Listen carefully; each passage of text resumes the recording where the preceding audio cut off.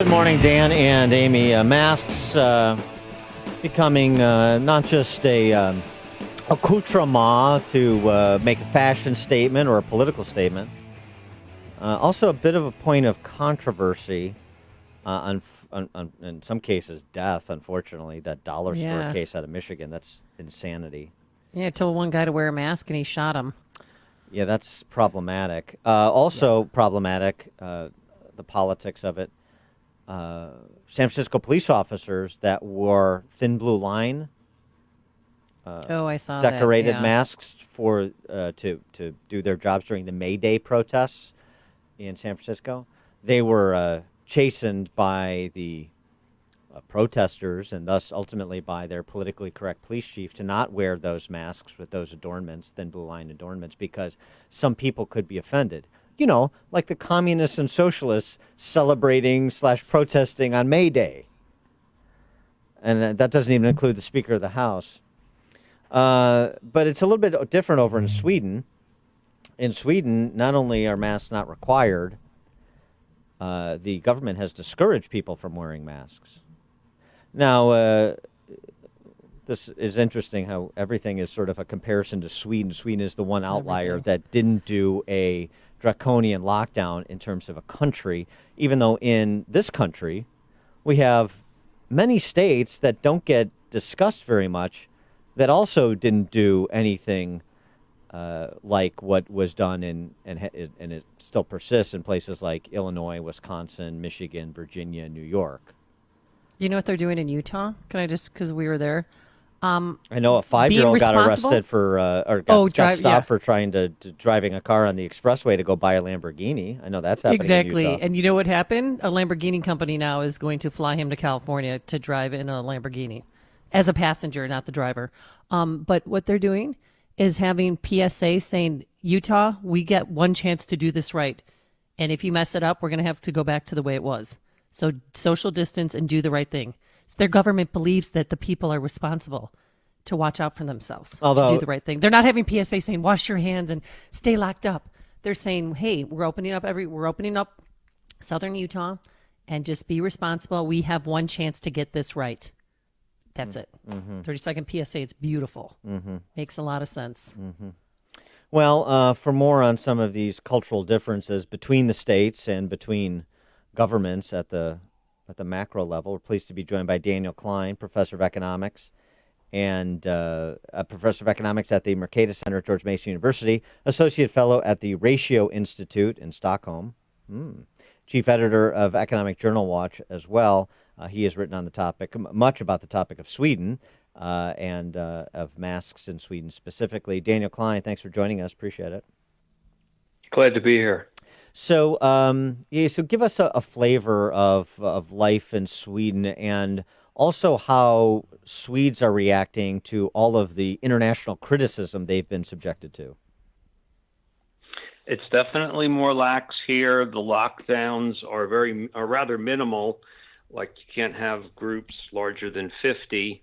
You can't have bar service or smorgasbord servings at restaurants, but restaurants are open, stores are open, things are going on, people are living their lives, and the world is taking note that Sweden's following a different course, and so everyone's wondering if there's going to be a ton more deaths in Sweden than all the lockdown countries.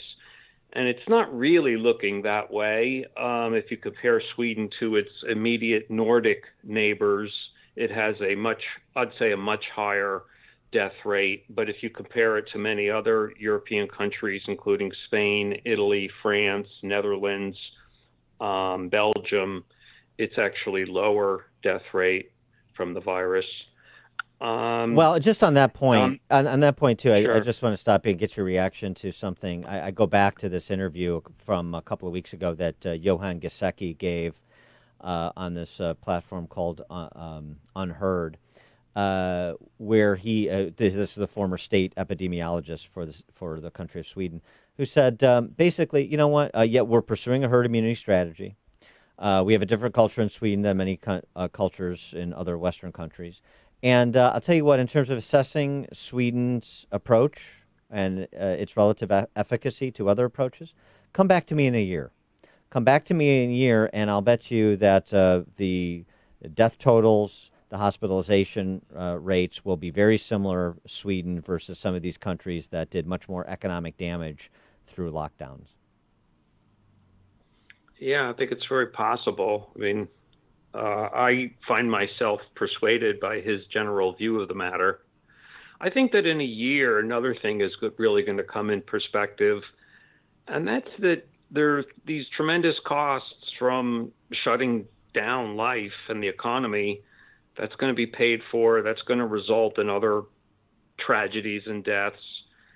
And, you know, and when you're out of the panic moment, the sorrow, the tragedy of the several thousand lost lives here in Sweden of people who were in their 70s and 80s primarily, and with comorbidities, you know, it's all like a big, well, maybe, you know, that's the way the world goes. And respiratory illnesses come through and they take down several of our elderly loved ones, and life has to go on. You know what I mean? Yeah. Well, what about those in nursing homes? You homes? got to put everything in the balance. I'm sorry, go ahead. Oh, yeah. No, about you just mentioned that, you know, the majority of people that are dying from COVID-19 are 75 plus, but what's it like in the nursing homes in Sweden? That's where the real failure has been. I'm reading that over 50% of the COVID deaths are people in elderly care, either in nursing homes or perhaps being serviced in their own home by elderly services. And it seems that, you know, workers, they have spread diseases to them earlier on. And, you know, that was a failure, a serious major failure. I'm not sure they've got that well under control. I'm sure they're much more on top of it than they were at the start, but that's where the great failure has been. Sweden has larger elderly homes than the Nordic neighbors. And so, you know, when a good portion of those in a location fall, you know, it's going to drive up these numbers.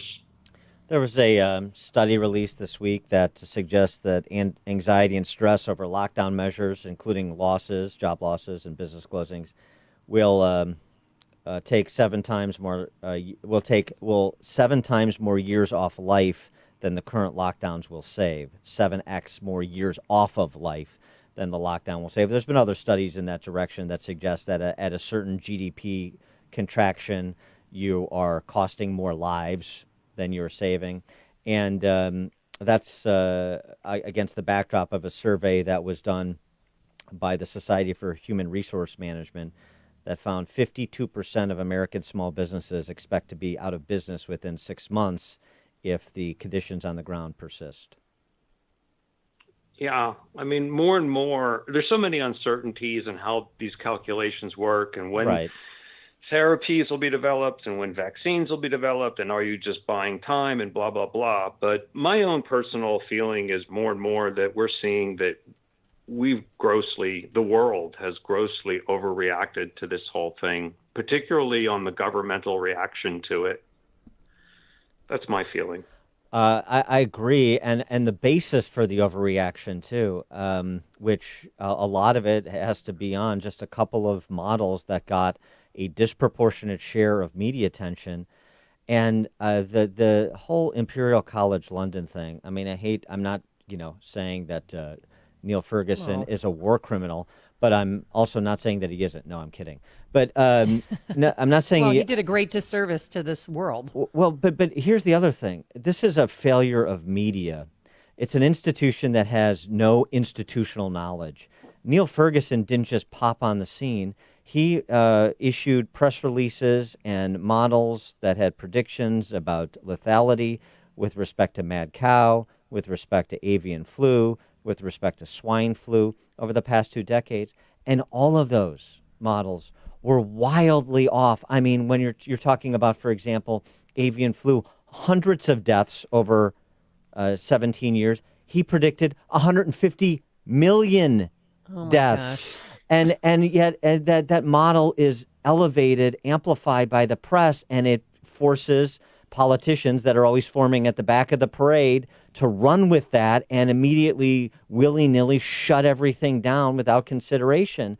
And so this is where you're at, and I'm struck by the lack of self-reflection on that dynamic of how we got to this place.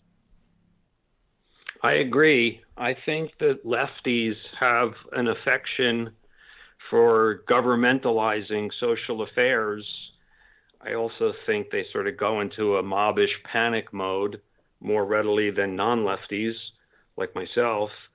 And the media that you're talking of, I mean, most of it, is lefty, and the epidemiologists are mostly lefty, and public health is almost entirely lefty. And they went into like this lefty thing, in my view, and they've been pushing big government.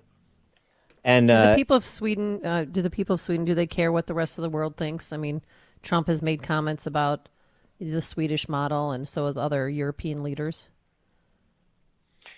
I'm not sure they care a lot. No, I think that sometimes they're puzzled, and it's a little bit funny that all of a sudden Sweden is sort of this model of classical liberalism, or individual liberty. I mean, I don't think it's actually that peculiar, because there's stronger traditions of that in Sweden, much stronger than people realize. So it's a curious situation for the Swedes in the way that the world is looking at them, for sure.